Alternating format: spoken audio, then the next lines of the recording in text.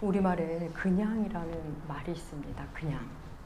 때에 따라 참 무성의한 답변으로 들릴 때도 있지만 또 때에 따라 그냥만큼 적절한 답이 없다라고 생각될 때가 있습니다. 너 그 사람 왜 좋아해? 그냥 좋은 겁니다. 이래서 저래서 이것 때문에 저것 때문에가 아니라 그렇게 말하기에는 부족합니다. 그냥 좋습니다. 그래서 그냥 잘해줍니다. 그냥 상대가 원하는 걸 해주고 싶습니다. 그러면 그냥 내가 좋습니다. 설명하지 못해서 그냥이라고 말하는 유아기적인 그냥이 있기도 하지만 사실 설명으로 다 하기엔 어려운 그것을 뛰어넘은 그냥도 있습니다. 사실 진짜 사랑에는 모든 이유를 뛰어넘는 그냥이 있기 마련입니다. 우리는 지난주 욥기 1장 도입부를 살펴보았습니다. 욥의 이야기를 하시는 하나님께 사탄이 말합니다. 하나님, 욥이 까닭 없이 하나님을 경외할 이유가 있을까요? 욥이 까닭 없이 하나님을 섬기겠습니까? 괜히 그냥 그러지 않는다는 겁니다. 하나님이 복을 주시고 지켜주셨기 때문에 그렇다는 겁니다. 그러니 그의 소유를 치십시오. 매우 도발적인 제안을 합니다. 하나님은 사단의 제안을 허락하시면서 욥을 향한 묵직한 신뢰를 보여주십니다. 사단의 이 제안 속에는 사람이 하나님을 예배하는 데는 다 이유가 있어요. 복을 받아서든가 복을 받기 위해서든가 그냥 하나님만을 보고 할 리 없습니다 라며 사람과 하나님 사이를 조롱하며 하는 제안입니다. 조롱하는 겁니다. 그럼 한번 해보라는 하나님의 허락으로 사단은 욥이 하나님을 섬기는 그 까닭 같은 거, 이유를 하나하나 제거합니다. 공격하기 시작합니다. 오늘 1장 13절부터 19절까지가 욥에게 닥쳐온 불행이 기록되어 있습니다. 하나님이 주신 그 복이 하루아침에 사라집니다. 소와 양과 나귀와 낙타 그리고 자녀들까지. 기가 막힌 것은 이 일이 모두 하루에 동시다발적으로 이루어졌다는 겁니다.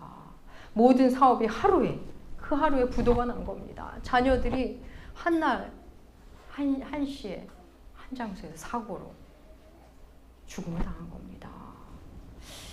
마치 하룻밤 악몽 같습니다. 욥에게 일어나는 이 불행에는 갑작이라는 특징이 있습니다. 15절에 스바 사람이 갑자기 이르러 가축들을 빼앗았고 17절에 갈대아 사람들이 갑자기 와서 낙타를 빼앗습니다.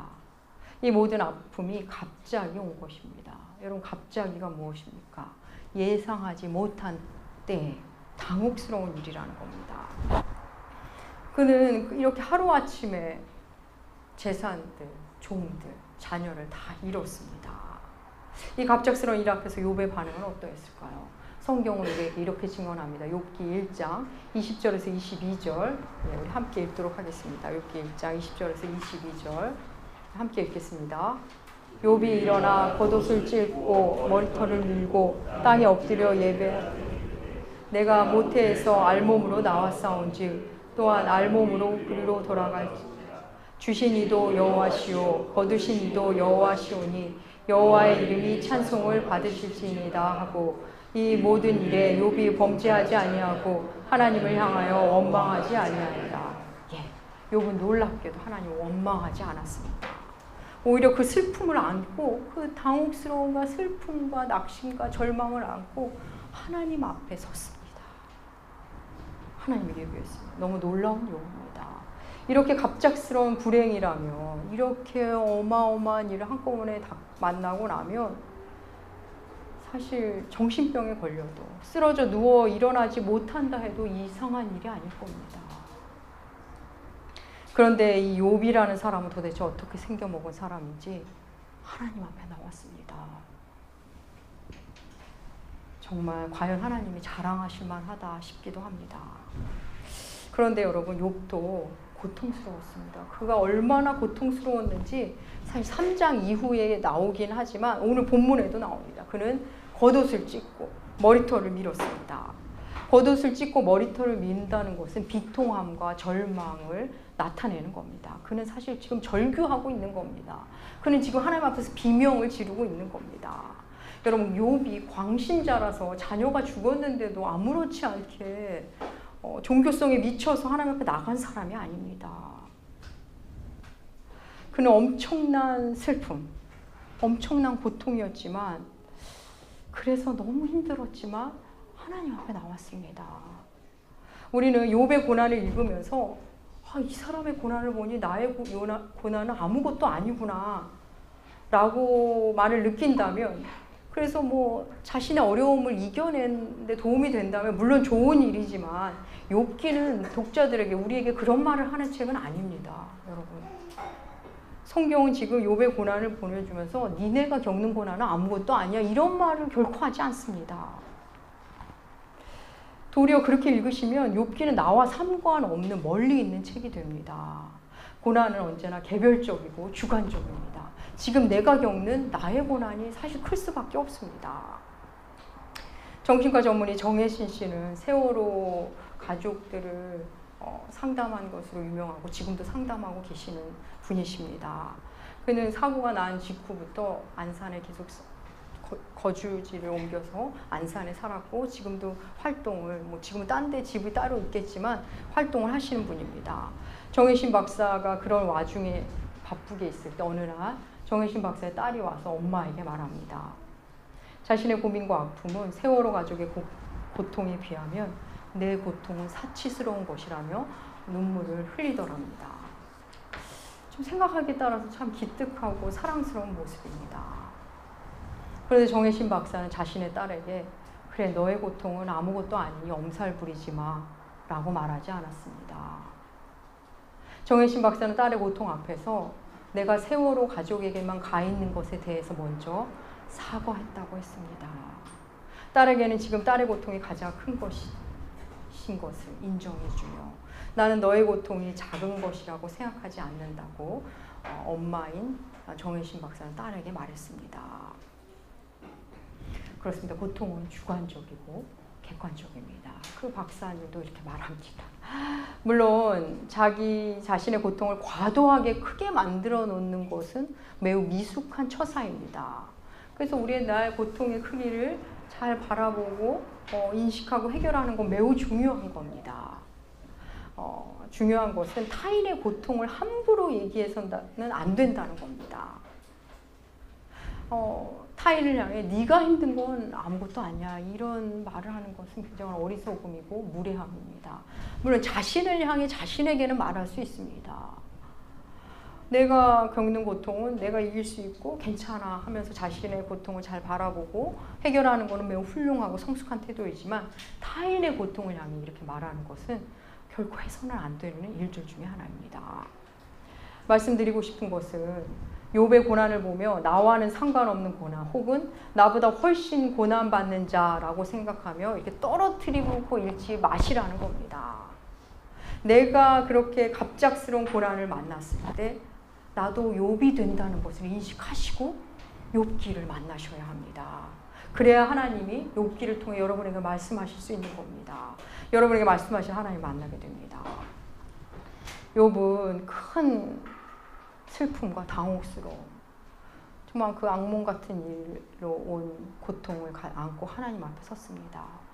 그는 하나님을 원망하지는 않았지만 여러분 그가 가진 슬픔과 고통은 어마어마한 슬픔과 고통이었을 겁니다. 제가 20대 결혼하고서 20대 중반에 결혼하고 한 2, 3년 후에 첫 아이를 낳았습니다.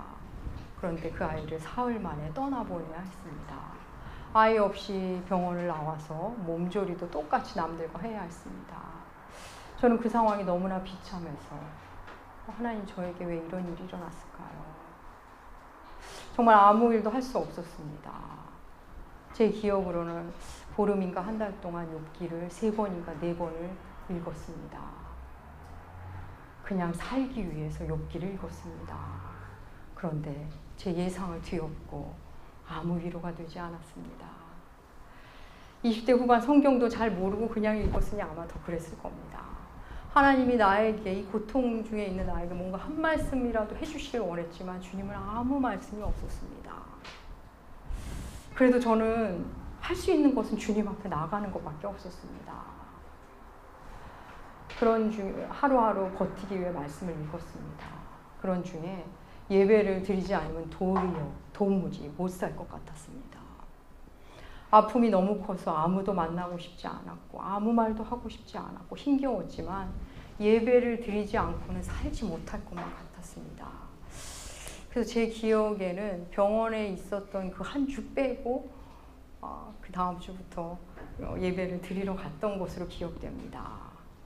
저는 욥이 아마 하나님 앞에 엎드렸던 마음이 그런 마음이었을 것 같습니다. 그가 고통스럽지 않아서 그런 게 아니라 달리 방법이 없어서, 하나님 앞에 엎드리는 것 외에는 방법이 없어서 욥도 그러지 않았을까 이런 생각이 듭니다. 사랑하는 여러분, 고난 없는 인생은 없습니다. 고난 중에 있을 때 우리는 지금 나의 고난이 제일 크게 여겨지는 거 맞습니다. 그럴 때 우리는 모두 욥이 됩니다. 특히 갑작스럽게 찾아온 고난 앞에 우리는 모두 욥이 되는 겁니다. 갑작스럽게의 의미는 내가 그럴 줄 몰랐던 일들, 그 시점에서 당혹스러운 일이 찾아오는 겁니다. 내가 잘하려고 했는데 어느 날 갑자기 고난이 쑥 옵니다.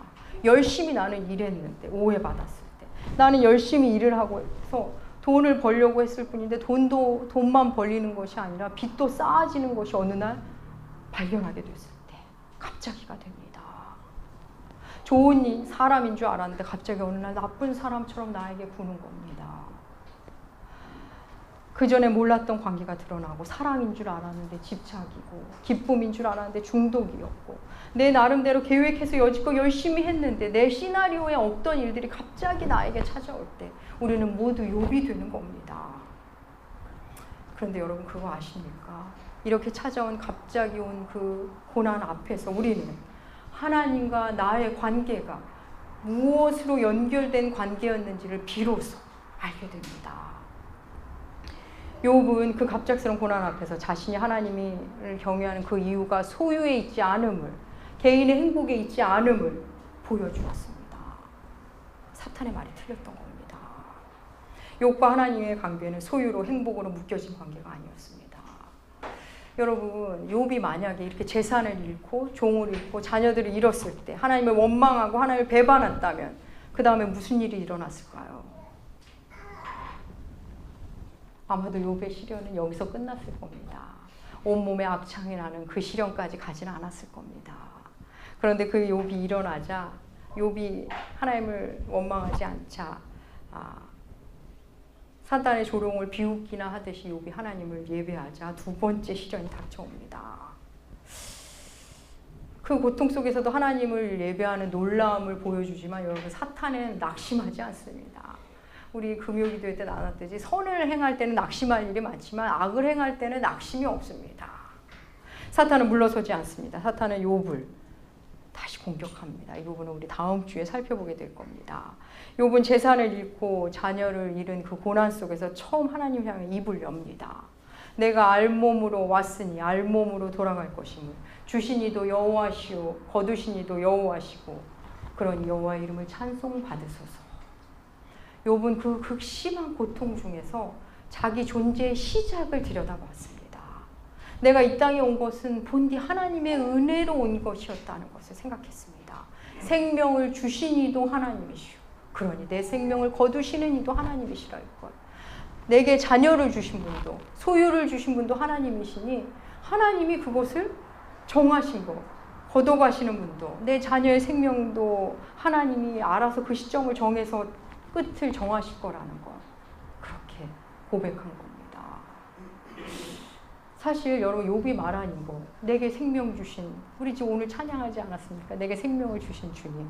그 주님이 나의 죽음의 어느 날도 정하실 거라는 것. 그리고 우리가 헌금으로도 고백하지만 모든 소유가 주로부터 왔다는 것. 또 하나님이 알아서 또 쓰실 때 쓰게 하신다는 것. 그렇게 고백합니다. 그러고 보면 욥의 고백이나 우리의 고백이나 크게 다르지 않습니다. 다르다는 것은 욥은 직접 경험하며 그 경험 중에 아프게 온 존재를 담아 고백하고 있다는 겁니다. 사랑하는 여러분, 여러분은 어떤 이유로 하나님을 경외하고 하나님께 예배를 드리고 계십니까? 나는 왜 하나님을 예배하지? 그것을 좀 더 구체적으로 알 수 있으려면 내가 무엇에 감사하는가를 살펴보면 좀 더 쉽게 알 수 있습니다. 우리들의 감사 제목을 한번 생각해 볼까요? 내게 직장이 있어서 감사하고, 돈을 벌어서 감사하고, 아이가 아프지 않아 감사하고, 승진해서 감사하고, 넓은 집으로 이사가서 감사하고, 내가 원하는 대로 돼서 감사하고, 모두 좋습니다. 그렇다면 이번에는 예수 밖에 있는 사람들은 어떤 일로 감사하는지 생각해 볼까요? 그들도 집이 넓어지면 좋아하고 감사하고, 좋은 차로 바꾸면 감사하고, 건강하면 감사합니다. 그들도 그렇습니다. 그러고 보니 그들이나 우리들이나 차이가 없습니다. 여러분, 예수 밖의 사람이나 예수 안의 사람이나 감사하는 내용이 같다는 것에 대해서 어떻게 생각하십니까? 특별히 다르지 않다는 것에 대해서 어떻게 생각하십니까? 왜 다르지 않는 거죠? 왜 예수 밖에 있는 사람이나 예수 안에 살고 있다는 우리들이나 왜 비슷한 내용으로 감사를 하는 걸까요? 그것은 교회 안의 사람이나 교회 밖의 사람이나 바라는 것이 모두 이 땅에서 형통과 복이라는 것, 같은 것을 추구하기 때문입니다. 도리어 나는 예수 믿는데 왜 잘 안 되냐며 하나님께 원망을 쏘아드리는 것이 교회 안의 사람일 때가 더 많습니다. 사랑하는 여러분, 그리스도인의 감사는 점점 차원이 다른 감사로 나아가게 됩니다. 아이 때 어린이들은 부모님이 해주는 모든 것을 당연하게 여깁니다. 오늘 우리 집사님 기도에도 나오지 않습니까? 당연하게 여깁니다. 감사가 물론 없을 수밖에 없습니다. 부모님이 내게 해주시는 게 당연합니다. 감사는커녕 조금만 크면 남들만큼 못 해주는 부모님이 원망스럽습니다. 부끄러워하기까지 합니다. 싫어하고 불평을 하고 화를 냅니다. 그리고 좀 더 크면 부모님이 내게 해주신 것을 해주면 감사를 합니다. 그런데 그때뿐입니다. 그러다 청년이 되고 철이 들면 부모님이 나를 위해 얼마나 수고하셨는지를 알게 되면서 감사합니다. 그리고는 부모님이 내게 아무것도 안 주어도 감사하는 사람이 됩니다. 그래서 부모님이 나이가 드시면 아무것도 안 주셔도 되니까 그냥 건강하시기만 했으면, 아니 조금 건강하지 않으셔도 오래만 살아주셨으면 하는 바람을 갖게 됩니다. 그러면서 감사합니다. 그냥 부모님이 계시다는 사실에 감사하는 겁니다. 하나님을 향한 우리의 관계도 유아기적 관계를 지나 거래하듯 감사하는 것을 지나 그저 하나님의 하나님 되신, 내게 생명 주신 하나님께 하나님이심에 감사하는 지점으로 가도록 하나님 우리를 계속 이끌어 가십니다. 오늘 우리 교회는 추수감사 주일로 지킵니다. 추수감사절은 본디 청교도들이 미국 신대륙에 정착해서 그 척박한 땅을 개간하고 정착한 후 수확을 거두고 나서 하나님께 감사하며 드리기 시작한 절기입니다. 1621년에 처음 추수감사절을 지낸 이후 미국은 그리고 많은 기독교 국가들이 추수감사절을 지키고 있습니다. 그런데 우리가 그들이 처음 지킨 추수감사절에 조금 오해하고 있는 것이 있습니다. 그들의 추수감사절은 수확의 풍성함에 감사해서 드린 감사가 아닙니다. 그저 척박한 땅에서 이렇게 하나님께서 지켜주신 것에 대한 감사를 올려드린 겁니다. 그들이 미국이라는 새로운 땅에 온 것 자체가 더 풍요로운 삶을 찾아서 온 사람들이 아닙니다.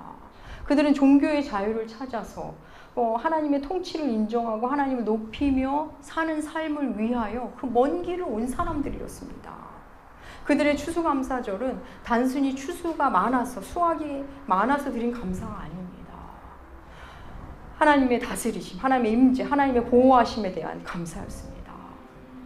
여러분, 추수감사절은 그래서 더 많이 추수한 사람은 더 감사하고 덜 추수하고 혹 수확이 없는 사람들은 감사를 안 하는 그런 날이 아닙니다. 수확이 없어서 감사드리지 못하는 그런 날이 아닙니다. 더 많이 추수했던, 덜 추수했던, 심지어는 지난 한 해 수확이 없었다 해도 하나님의 인도하심과 보호하심에 감사드리는 그런 날입니다. 내가 원하는 대로 해주셨던 안 해주셨던, 부자가 되었건 아니 좀 더 가난해졌건, 우리 집이 더 좁아졌건, 차가 좀 더 나쁜 걸로 바뀌었던 상관없이 하나님의 사랑이 여전하다는 것을 서로 알리고 배우고 손잡으며 하나님께 감사드리고 하나님을 기뻐하는 날입니다. 욥의 고난을 보며 여러분이 또한 기억하셔야 할 것이 있습니다. 하나님이 그렇게 좋아하시고 자랑하는 욥에게도 고난이 있었다는 겁니다. 고난의 유무가 물질의 많고 적음이 하나님의 사랑을 드러내는 척도가 아님을 여러분 반드시 기억하셔야 합니다. 고난 중에 있다고 혹 물질의 어려움을 겪는 자라고 하나님이 외면한 자라고 생각하는 생각은 여러분 완전히 부수셔야 합니다. 도리어 하나님은 사랑하는 자에게 고난을 주시기도 한다는 것을 욥기를 통해 만나셨으면 좋겠습니다.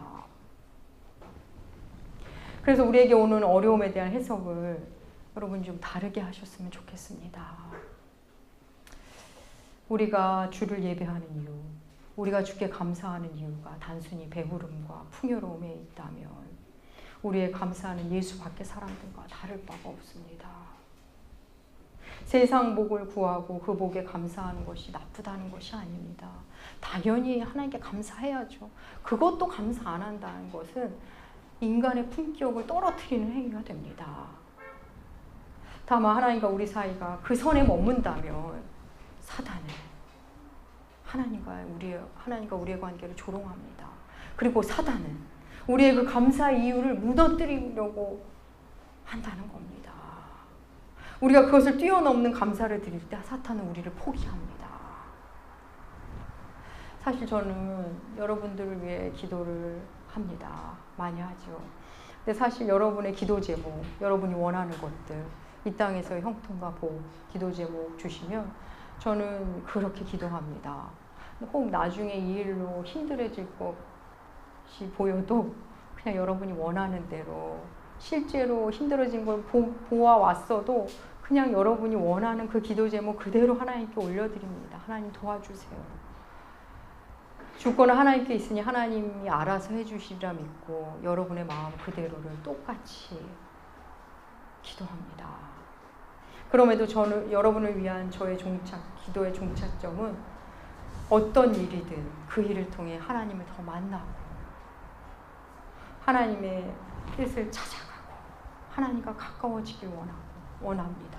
하나님의 말씀 앞에 가시기를 원합니다. 그것을 기도합니다. 사랑하는 여러분, 욥이 까닭 없이 하나님을 경외하리까 따지듯 말하는 이 사탄의 말은 오늘날 우리 모두를 겨냥한 말입니다. 사탄은 오늘도 하나님 앞에서 우리를 그렇게 참소합니다. 하나님, 이 집사가, 김장로가, 박권사가 까닭 없이 하나님을 경외하는 것 같습니까? 결국 물질이고 소유고 행복입니다. 그렇게 사탄은 조롱합니다.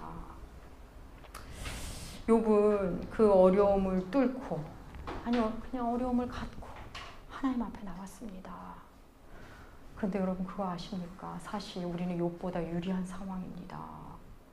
우리는 욥이 모르는 십자가의 사랑을, 예수의 사랑을 말씀을 통해 듣고 있기 때문입니다. 욥이 모르는 예수라는 인격을 우리는 만났기 때문입니다.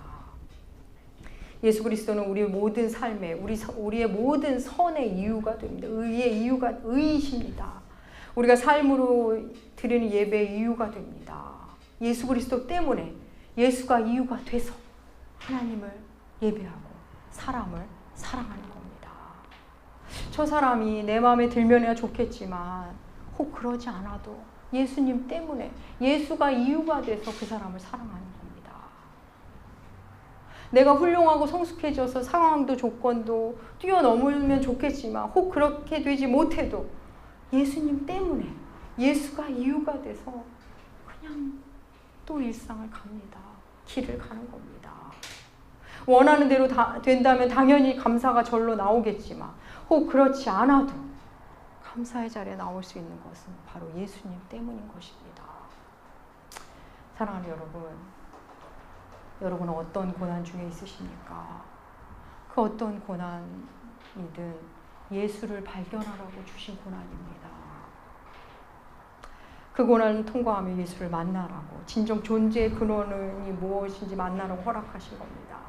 때로는 지금 소망이 없는 것처럼 보여도, 아니 지금 소망이 없어도, 소망이 안 보여도, 앞으로 나아질 것 같지 않아도 예수를 소망으로 삼는 것, 예수를 나의 의로 삼고 주님만을 붙잡고 사는 것, 그것이 우리의 예배이고 우리의 감사입니다. 사랑하는 여러분, 우리가 주를 예배하는 이유, 우리가 그 어떤 일 앞에서도 주의 이름을 찬양할 수 있는 이유는 단 하나, 우리에게 생명을 주신 바로 예수 그리스도, 바로 그분 때문입니다. 모든 일의 까닭, 내 화해의 까닭, 내 손내밀의 까닭, 내가 견뎌내는 것의 까닭, 내 삶의 예배의 모든 까닭이 예수 그리스도, 그분이 되시는 여러분이 되시기 축복합니다. 기도하겠습니다. 하나님 아버지, 우리의 감사가 더 깊어지고 우리의 사랑이, 우리의 예배가 더 넓어지고 깊어지고 기뻐지는 우리가 되게 하여 주시옵소서.